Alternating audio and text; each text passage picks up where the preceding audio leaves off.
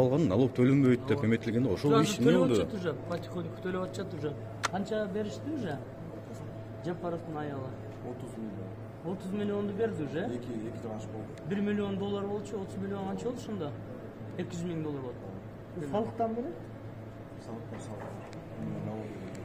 Ажак Жумалиев маселеси тынчып кетти. Эми кандай болду?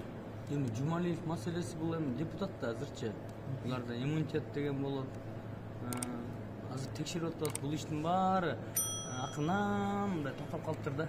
Бүт баарын 2 ай, 3 айда сонун токтотуп коюшту. Азыр эми кайра жандандырып атабыз азыр.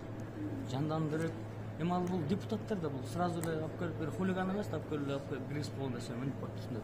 Мындан караш керек да. Мыйзамда коррупция беренеси менен иш козголгондо депутаттын кол тийбестиги иштебей кала тургандыгы боюнча мыйзам укуктук ченемдер бар экендиги белгилүү да. Буга чейин ошол берене менен көп депутаттар иш козголгон да.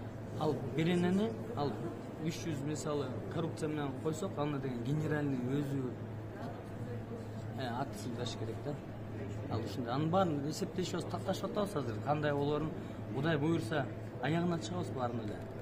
Азыр коомчулукта сөз болуп атат да, Сыймык Жапыкеев эми кызматка келгенден кийин келишип алдыбы Жумалиев менен нече эле. Эч кандай келишкен жокпуз. Аны көрөсүңөр. Эч кандай келишкен жокпуз. Азыр деген бул кылдат иш менен акындыктан аныкталыш керек бүт жагынан. Бүт жагынан эменин баары жабылыш керек мындай. Секире албагандай. Анан баа берилет. Ал обязательно баа берилет. Булар депутат болот. Депутатты азыр булар неприкосновенность деген бар да. Ошол эле. Бир эле иш боюнча налоговыйлар, проверкалар болуп атат, спецназ менен обыскалар болуп атат. Көрүп атасыңарбы?